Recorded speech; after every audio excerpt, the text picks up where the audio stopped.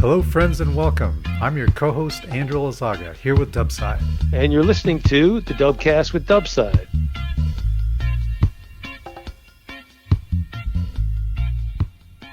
So the fall-winter 2023 issue of the Qajaq USA newsletter, the Masik, is out. Yes. A long article about kayak building in there, which there's often a lot of that stuff in the Masik. But there's some other pretty cool articles too, aren't there?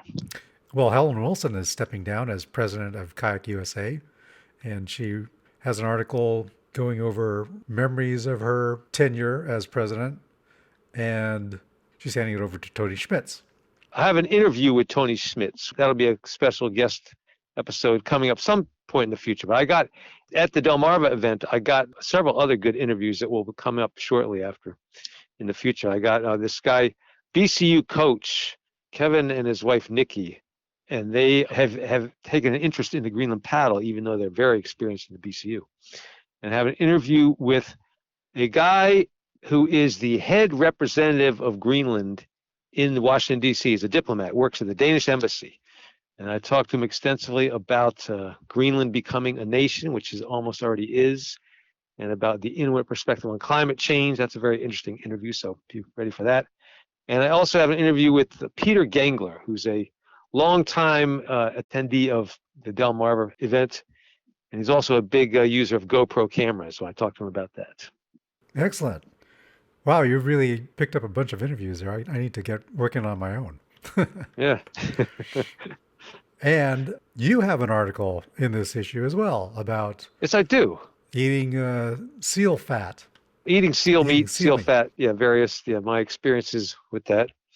Yeah, a little human interest piece for people who don't build kayaks and don't want to wade through the long articles about building. So, something else to read about. Yeah, I relate it to somewhat the parallels between the cowboy culture and the seal hunter culture. Uh-huh. Just to give some American perspective there. Now, is that something that you could get at a regular grocery store in Greenland? I think so, but getting it fresh, like I described in the article, is the best way to go. Where the hunters bring their meat to sell is where most people go, I think. Oh, okay. Do they export that to other countries? I don't think they export any of the meat. They export the seal skin. The skin is made into handbags and clothing and things. Mm-hmm. But none of it comes into the U.S. because it's not legal to import it here. Oh, okay. And the key article in this issue is titled History Out of the Shadows, which is an article about the granddaughter of the creator of Ken Taylor's kayak, Emanuele Korneiliussen. Yes, it was very significant things happened at the Delmarva event. We sort of reconnected with this woman who's related to the builder of this historic kayak and tied up some loose ends, and it was a pretty heavy event there. So the articles describe some of that, and I describe some of my own version of it in this podcast number 52, coming right up. But before we get to that, let me put in one more request for any of my listeners in Denmark, particularly around Copenhagen. I need a place to crash this coming July if I do my European tour. I try to get that going again after COVID. So if anybody just with a place, I need about early July, a night or two, and then towards the end of July. If anybody could help out, send us an email, dubcast@gmail.com, or if you're follow us on YouTube, leave a note in the comments. This would also be a pretty good way, not an absolutely sure way, but a pretty good way for someone who's interested to become a special guest on the Dubcast with Dubside who lives in Denmark somewhere. Yeah. Because I'll have my gear with me to do interviews. So, or if your kayak club has some cool people or anything interesting, I'll be recording. Okay, very good. So let's get to it. Yes, and as I alluded to in number 50, this almost would have been called number 50B because it ties in with 50As, but it's 51. But 50 and 51 are tied together. So my whole story about the guitars sort of comes to all full circle with this episode right here.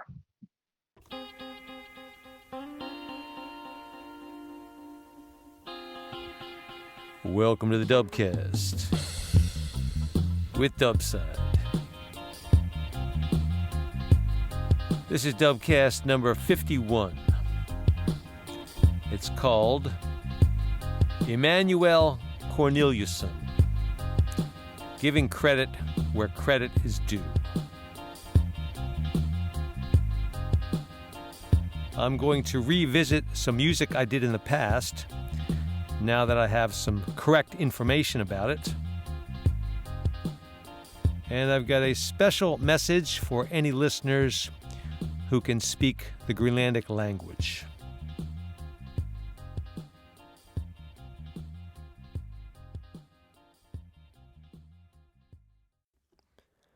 Way back in the 1950s, there was a guy named Ken Taylor.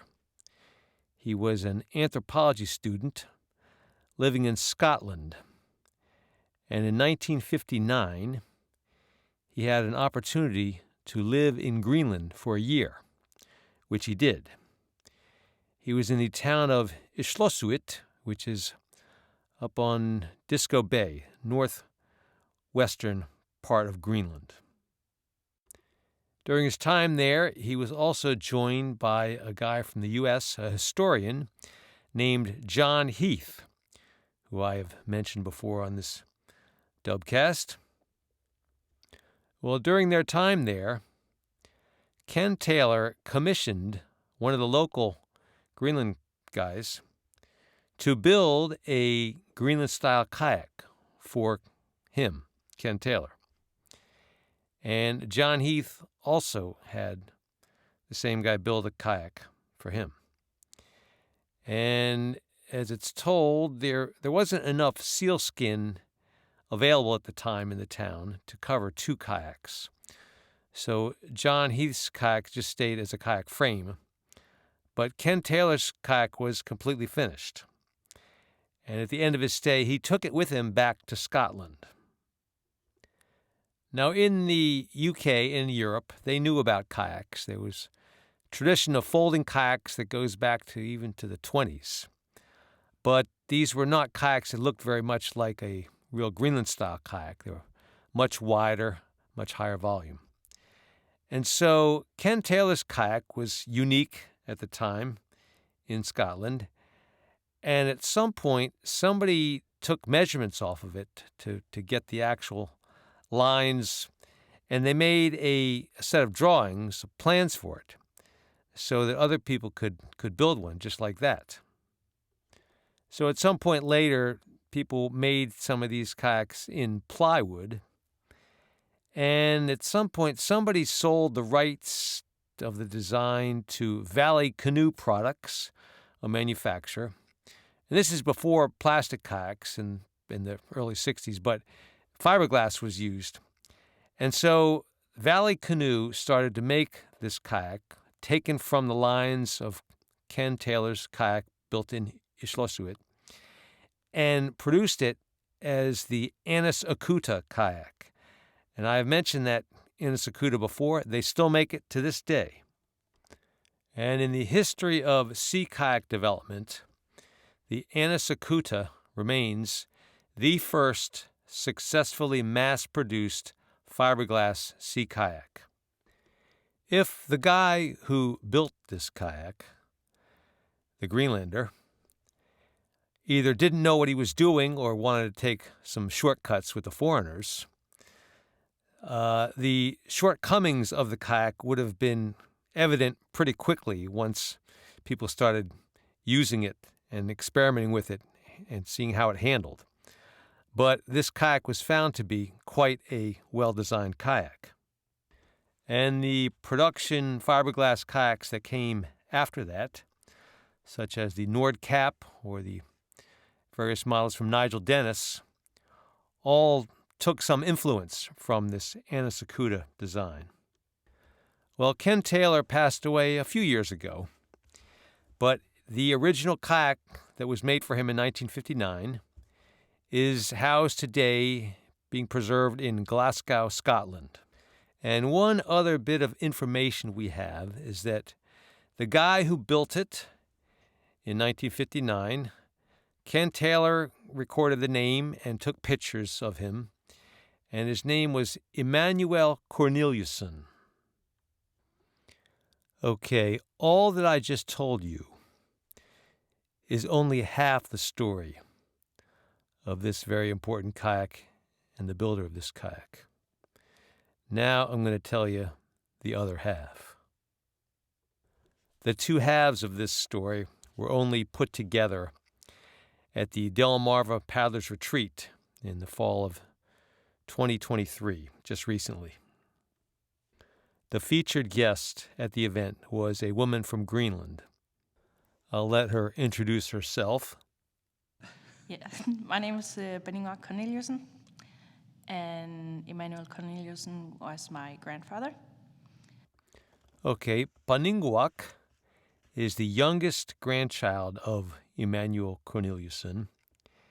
And Emanuele Korneiliussen passed away in 1988 when Paninnguaq was just 4 years old. Well, during the evening presentation at Delmarva, Paninnguaq told us that her grandfather was born in Upernavik, Greenland, and at a young age his family was split apart and he spent some time in an orphanage and was moved south of Upernavik to the town of Islossuit, which is where Ken Taylor found him some years later.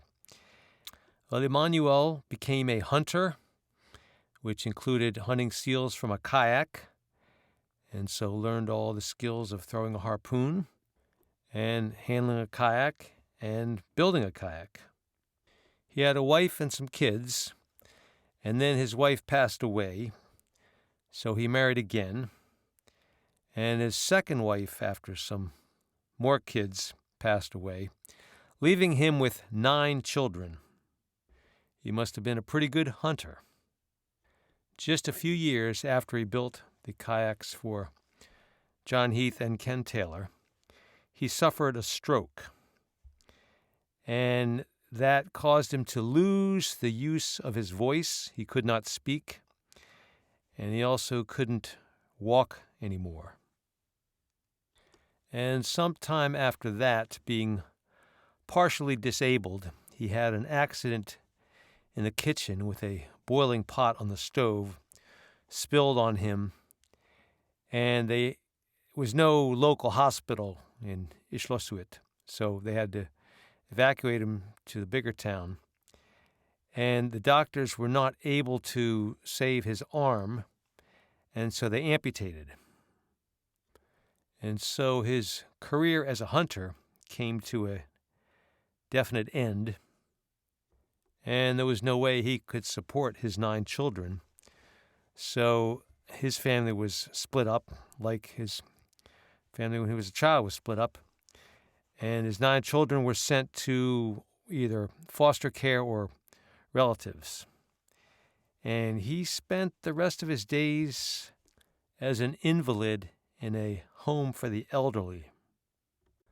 Well, sometime in the last 10 years, Paninnguaq, starting to have children of her own, and still with memories of her grandfather when she was 4 years old, going to visit him, him still not being able to talk to her because he couldn't speak at all and couldn't really walk and missing an arm, but she can still remember him and his big smile. She looked up on the internet to see if she could find any information about her grandfather. And the name Ken Taylor came up. She contacted Ken Taylor, and Ken Taylor got back to her and showed her the pictures that he had and told her about this kayak. And it was quite a surprise to see pictures of her grandfather as an able-bodied young man building a kayak. Now I'm going to back up a little bit and let you hear Paninnguaq in her own words. He had a stroke, so he lost his speech. He wasn't able to walk. And he did everything he could to provide his kids. But unfortunately, he couldn't. So his kids was split up. I had an idea of my granddad, Ada, had a story about something about this kayak. So I Googled a lot of stuff like kayak, Qajaq, and all of a sudden this name Ken Taylor showed up, or Cameron Taylor, with the same as Emanuele Korneiliussen. So I found out that Ken Taylor was the man I should talk to. So I wrote to him, say, hey, I'm a granddaughter to this guy. And he was thrilled. And we came in contact. And he showed me all of this picture of him making this kayak. I and my family had never seen those pictures before. We didn't know how great a man he was, in a whole new level that I never thought he would be. There was this actual kayak that he made that people were using to this day. I was angry, I was mad, I was sad, I was proud, and I had no idea that a humble man like him, sitting with the elders, paralyzed, could do that to the world. And I've been talking with my mom about this. How should we approach all of this? And I'm not settled yet about how to approach this, because it's so much larger than me and him. This is a historic thing. It's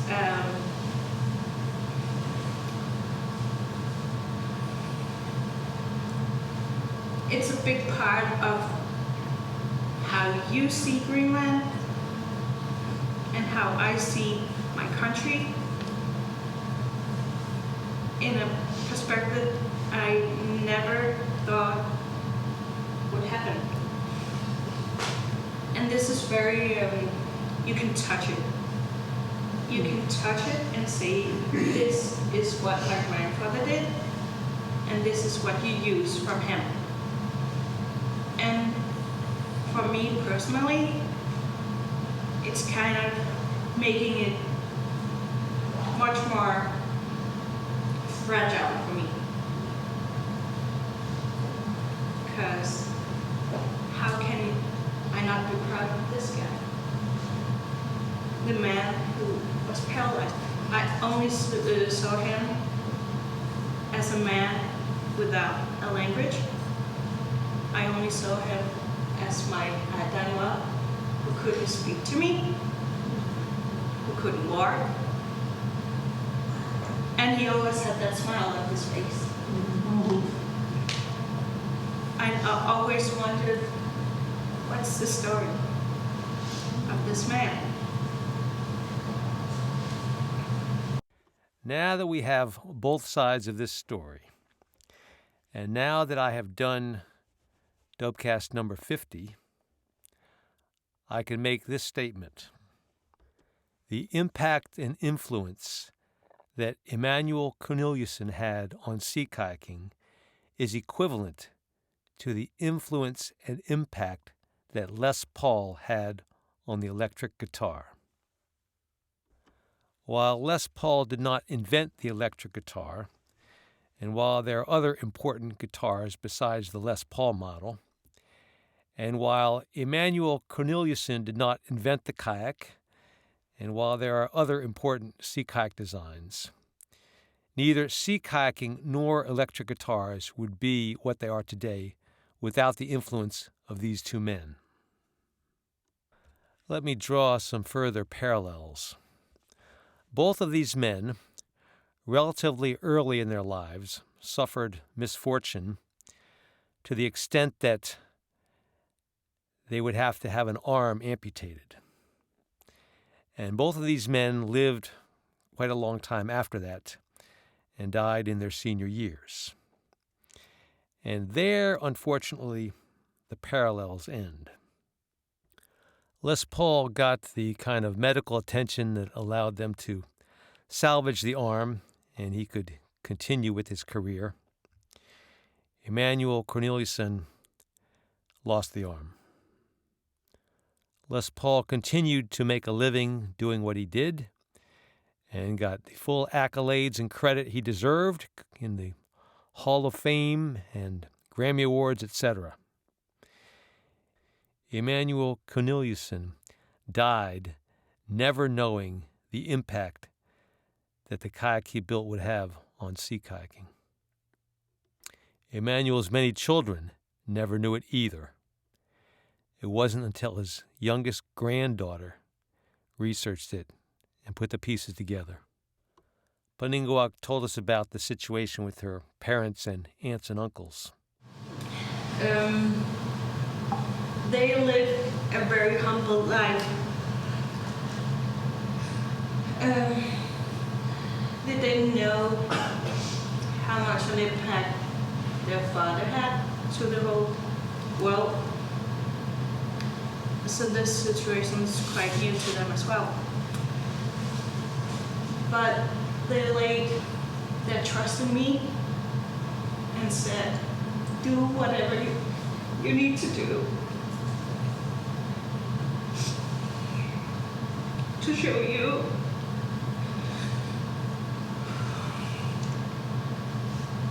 the man that he was.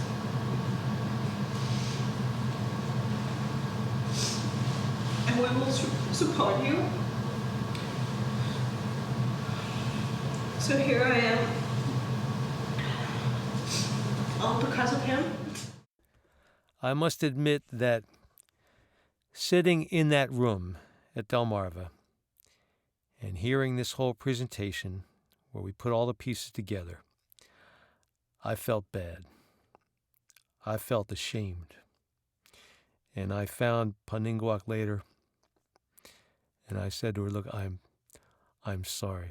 I am so sorry what we did to your grandfather. And I thanked her for coming. We really needed to hear her side of the story.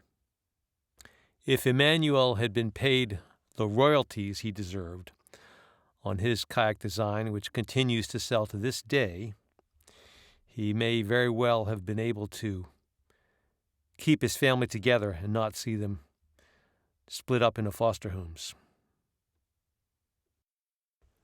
The way I see it, the same way that every electric guitar player knows who Les Paul is, every sea kayaker should know who Emanuele Korneiliussen is. So start spreading the word. At the Delmarva event that year, like other years, we had the full complement of kayak activities, paddling and rolling and instruction. And there was a full fleet of skin-on-frame kayaks there. It's the Qajaq USA fleet, we call it. So you can try them out if you don't have your own skin-on-frame. So it was only natural that we asked Paninnguaq if she would like to get in a kayak and do some paddling. Well, we gained a whole new understanding when she tried to explain to us how she felt about that. And that the kayak was the tool that her grandfather used as part of his occupation. It was a far more serious thing than this little casual recreational fun thing that we're doing, splashing around and playing in kayaks. So she looked at it a whole different way. So for her to just get in a kayak, it was far more of just a different kind of thing. And in discussing it and trying to comprehend the difference there, we were trying to come up with the right analogy for it, and we couldn't quite find a way to describe it exactly. I think now I've thought about it. Now, I would describe it as it's like the difference between playing with a cap gun and using a real gun with live ammunition. The one is just a toy and there aren't any real consequences. The other involves matters of life or death and is not to be taken lightly. Well, it took her a day or so of thinking about it, but she did eventually decide to take the opportunity to get in a kayak. So we fitted her out with a skinner frame, and it was a very solemn moment for her. We, with our toy cap gun kayaks, tried to respect her feelings. Well, during the time that Paninnguaq spent at the Delmarva event, I took every opportunity I could to hang out with her. I had a whole bunch of questions about translating some of the Greenlandic things were mystifying to me. Here in the U.S., it's not always you get the opportunity to talk with somebody who can really speak the Greenlandic language. And we shared our enthusiasm for Greenlandic music and agreed that Hasmus Luberth is amazing and that Nanook is very cool and Nina is very good. Found I had some misconceptions.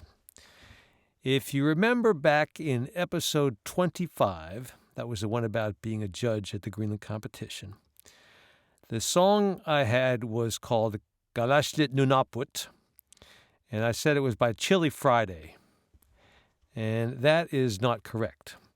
I'm not sure how I got that impression. I don't know if Chili Friday ever recorded that song, but that song was originally written by a group called HEJ. That's capital H, capital E, capital J. And I had one CD by them, but it did not have Kalaallit Nunarput on it because that song was, they had originally, they're from pretty far back, and they had released stuff just on cassette. So that song was never put out on a CD by them. Nevertheless, it has become something of an anthem for the Inuit folks in Greenland. And so I've got the lyrics translated more or less, which it goes, how beautiful the world is, the ocean has ice, the sun shines on the ice, bringing shadows to them. And the chorus is, you are the most beautiful thing I've ever seen. You can't be compared to anything else. Our Greenland, our Greenland. And there's a second and third verse I won't go into right now. You can hear the original version of that song on YouTube for free. Just type in Kalaallit,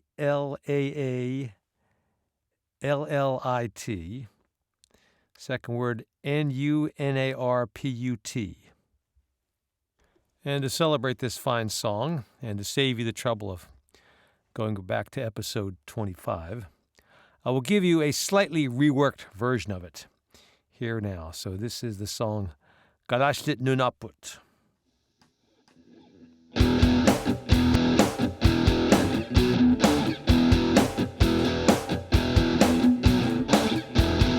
Lasuhak aliana Masuhak sikarasa Sakine qingo simava Takhani titeshluhi Aliyanın hesabıtit Kuzanın hesajdıtit Aşlanik naşlernik asinan atit Kalaallit Nunarput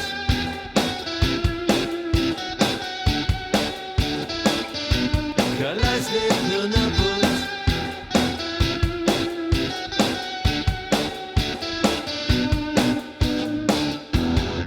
Ukiyuşlara gami Kaşlarının kaşlıtı Hissi kalı hakkısı Kalaallit Nunarput Aliana savitit Kusana sashdatit Ashlanik Nashlernik sinanatit Kalaallit Nunarput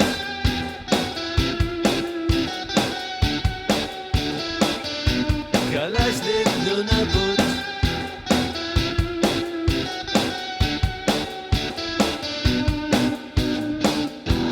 Bakasin işlere gavit Kıbakalane kuşlutek Ungasi karuaşlutik Kamani tuaputek Aliana savitit Kusana sashdatit Ashlanik Nashlernik sinanatit Kalaallit Nunarput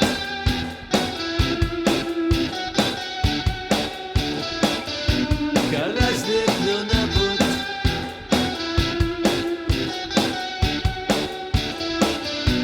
Kalaallit Nunarput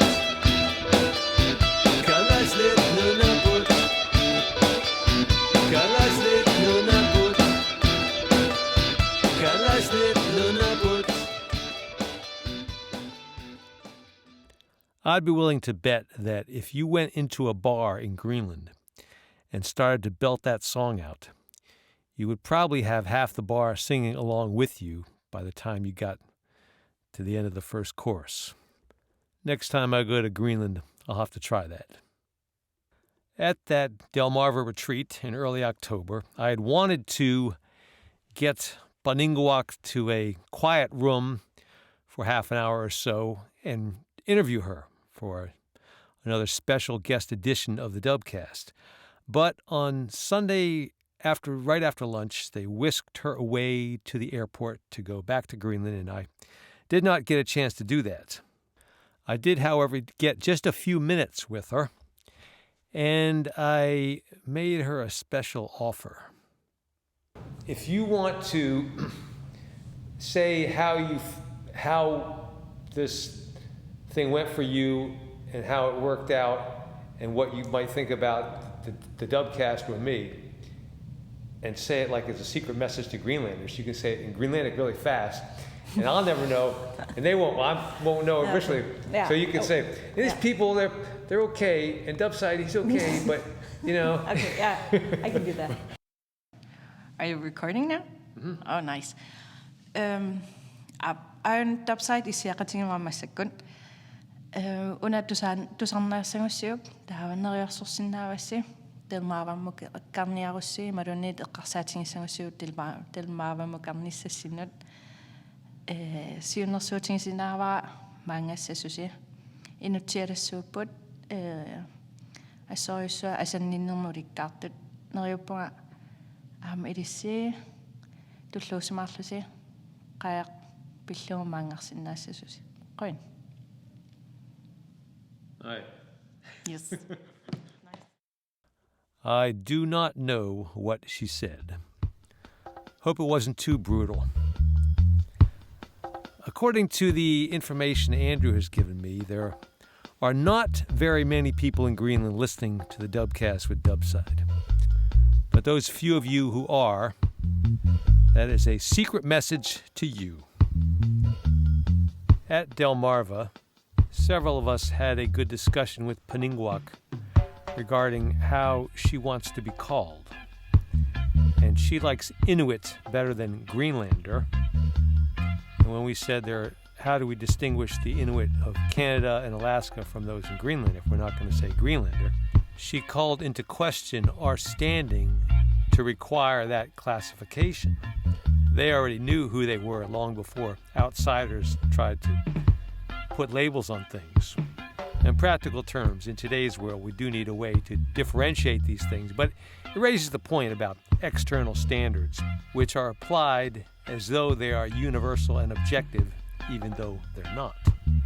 In Greenlandic, the word Kalaallit means Greenlander, but that word has some actual foreign origins, so Inuit is pretty much the best word to use. We definitely do not use the E word. Like with African Americans, you do not use the N word. Now you might hear black folks using it all the time, but the rest of us, we don't say that. And you might hear some Inuit using the E word once in a while, but the rest of us, we don't say that word. The word to use is Inuit, or Greenlander, but preferably Inuit. Well, thank you for listening to the Dubcast with Dubside. And the one fact I want you to take away from this episode, if you forget everything else, remember the name Emanuele Korneiliussen, a great man with a great influence on sea kayaking. Emanuele Korneiliussen.